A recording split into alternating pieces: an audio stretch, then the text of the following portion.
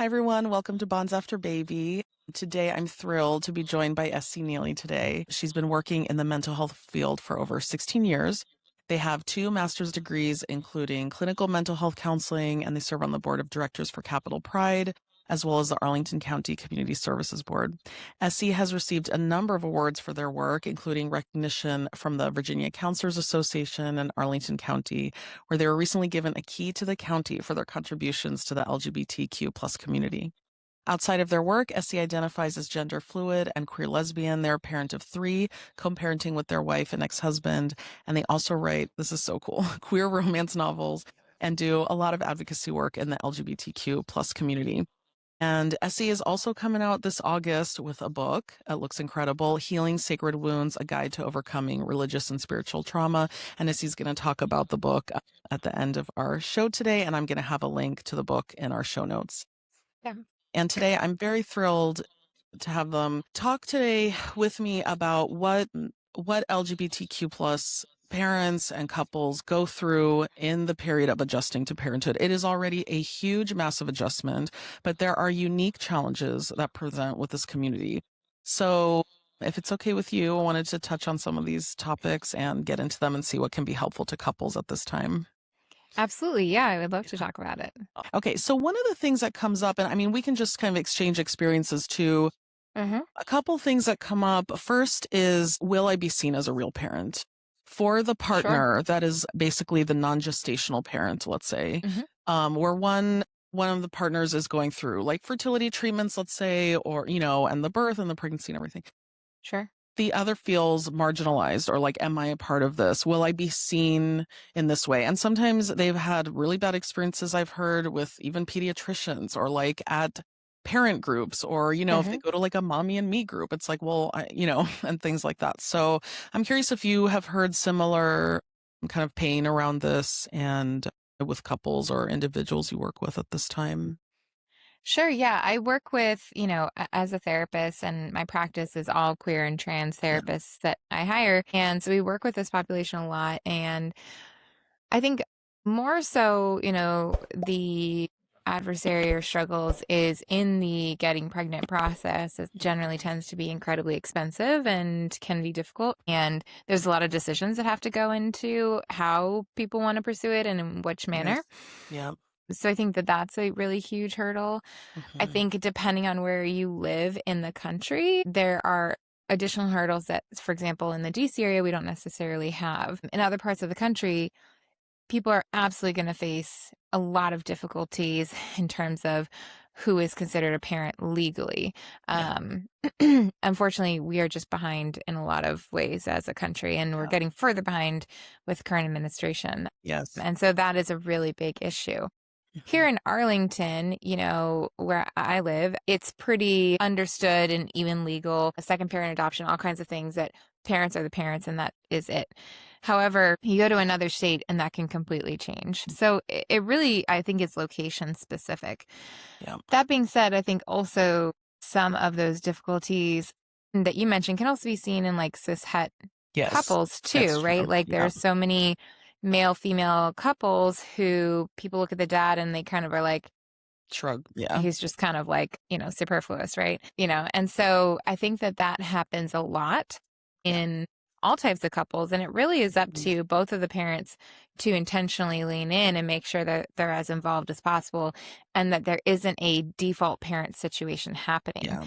Because even if you are trying not to make that happen in queer couples, people can pick up on that or assume that, and all kinds of things can happen. So I think it's about intentionality and just trying your best to like really show up. Yeah. And being aware that this can come up and then saying, how do we want to deal with this? And how do we want to make sure that both of us feel like we're real partners in this and active parents?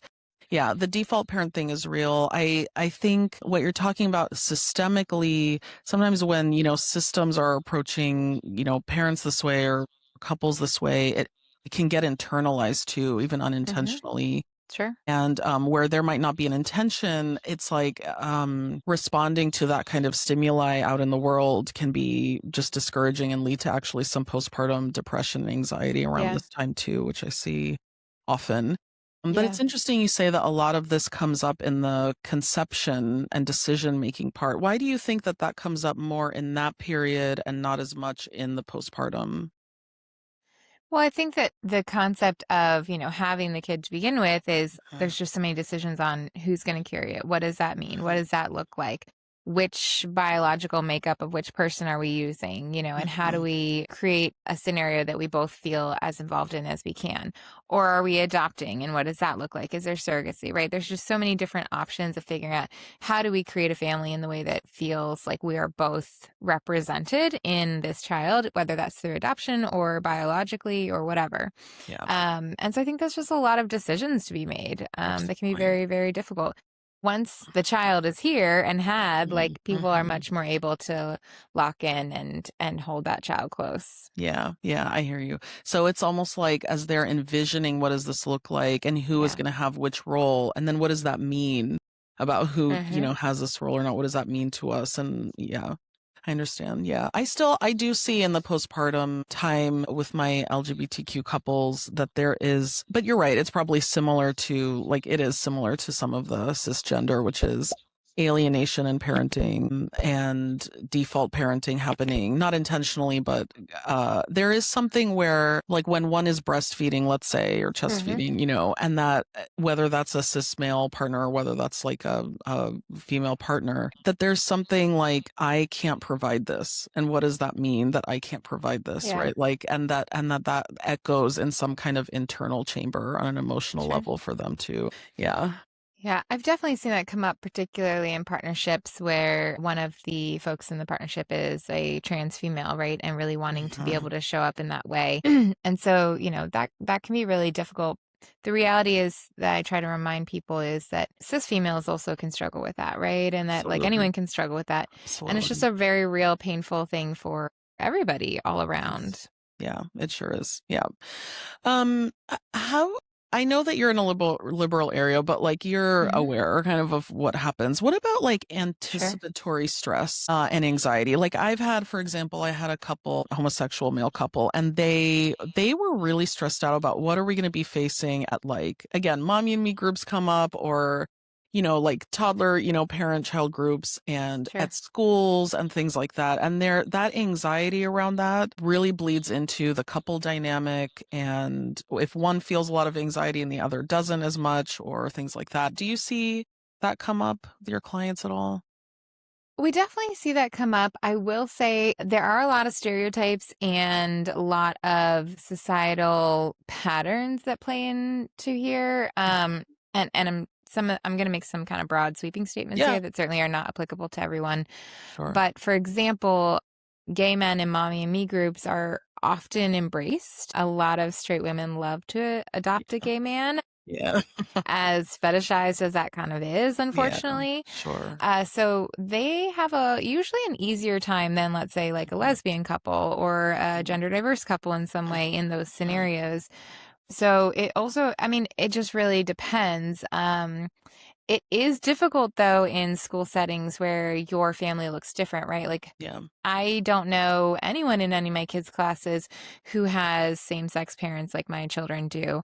Yeah. And so that is a unique experience that they have and constantly have to explain to their friends or what that looks Yeah. like.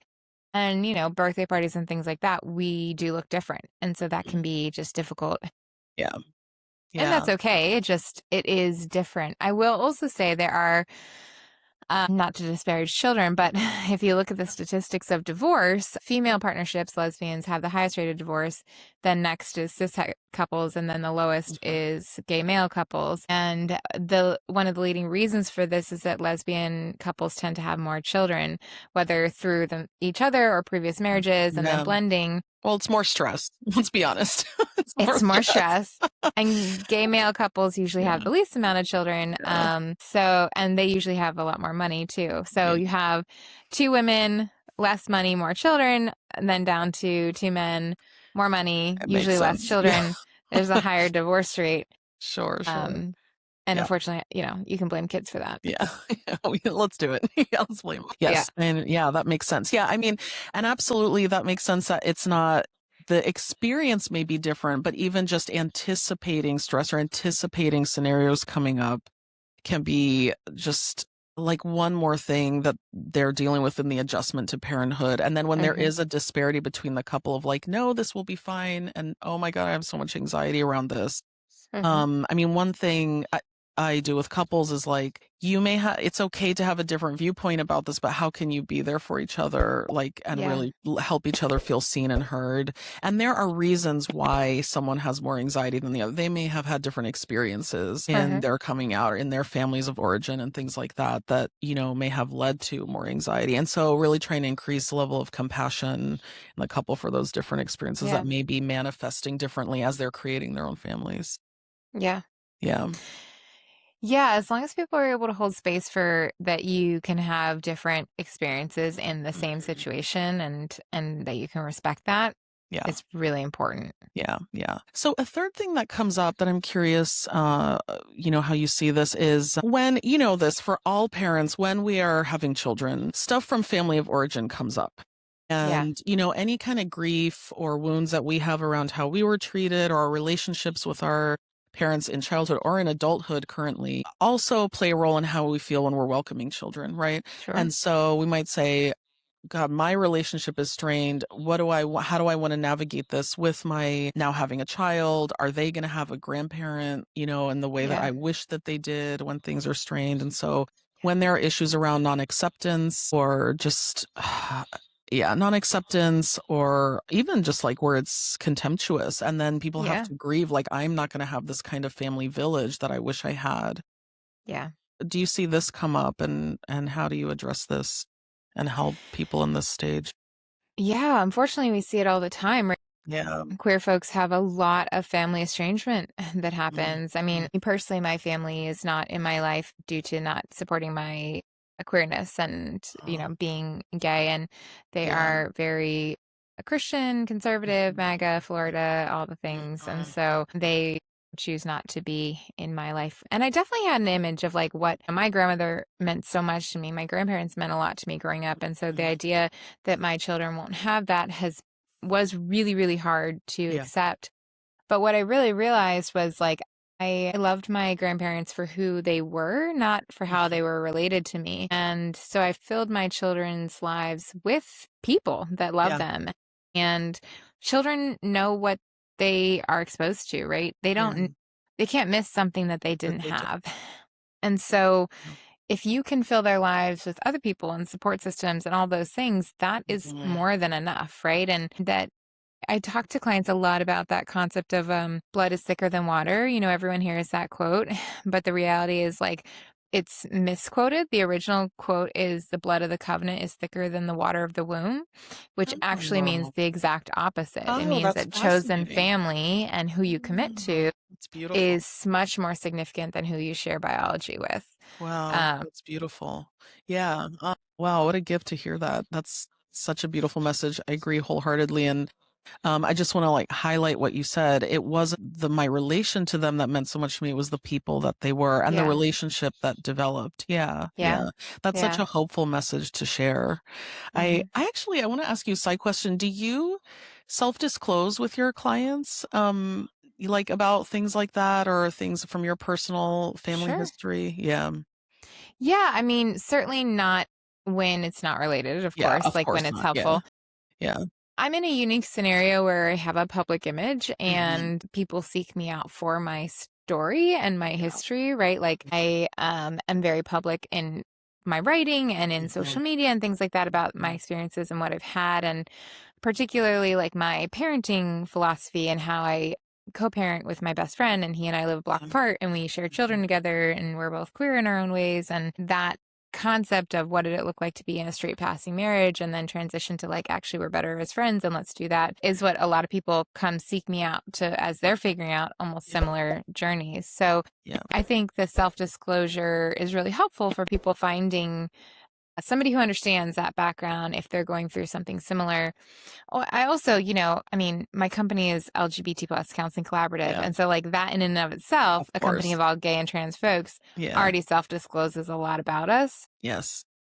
And so there's kind of no way around that. Yeah. And I don't personally believe in the blank slate I philosophy don't of either. therapists. Yeah. And Yeah. yeah, who It's who not would really possible. want that? No, And who no, would it's not really want possible. it, you No. know? Yeah, I know. I mean, Yeah. actually, and I feel as, when we're working with people, in the transition to parenthood, there is something Hmm. where, and certainly I agree, I definitely don't go there when it's not helpful or Yeah, of relevant to what my client's sharing with me. But when it is, course. there's something so healing and powerful of, I understand Yeah. and you are not alone. And for them to, when you tell them that, okay, that means something in a like theoretical sense, but when they know they're not alone because you really Yeah. have lived something, that can be such a powerful, I don't know, intervention or moment, Yeah. connection. And I think it's important for parents in a transition where everything is chaos. It's like, where is the ground Yeah. beneath my feet, and that kind of helps in a way. Yeah.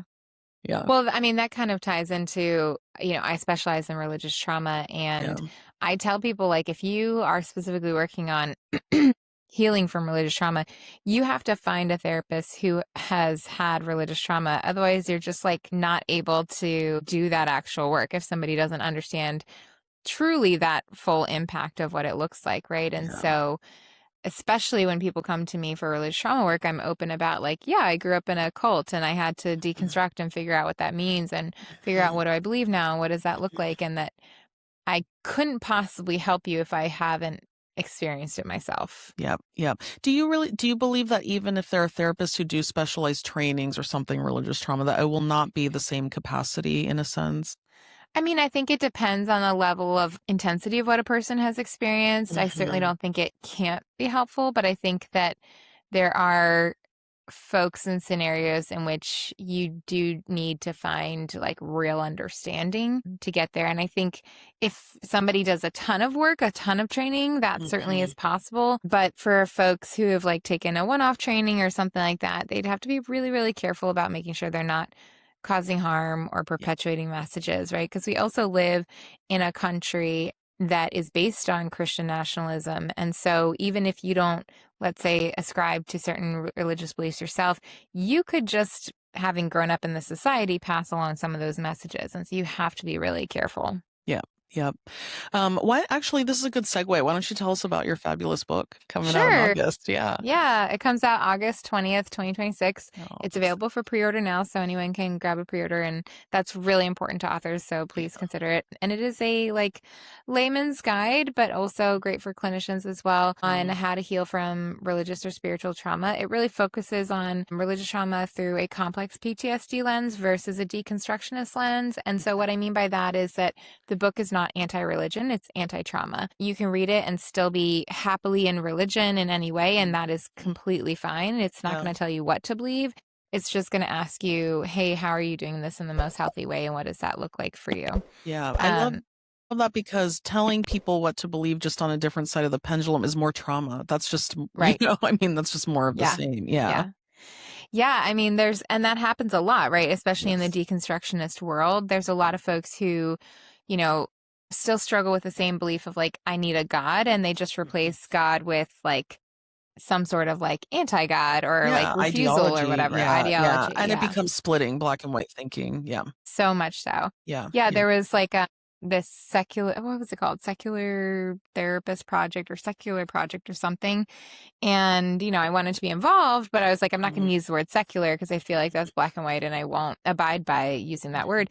And they're like, well, you can't be in this if you won't use the word secular. And I was like, okay, well, you're Bye. kind of perpetuating then the exact belief, right? Yeah, Like exactly. The you just went rigidity.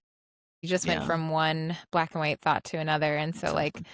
I'm Yeah, just not going to do it. yeah. Awesome. Yeah, I definitely will be reading this summer. That's the day after my birthday when it comes. Oh, yay. Yeah, I so I'm definitely appreciate gonna be it. reading. Yeah, for sure. And I recommend Yeah. to everyone. And I would say, how about we leave our listeners with just some like really core tips of if you are going through in the adjustment to parenthood in this community, Hmm.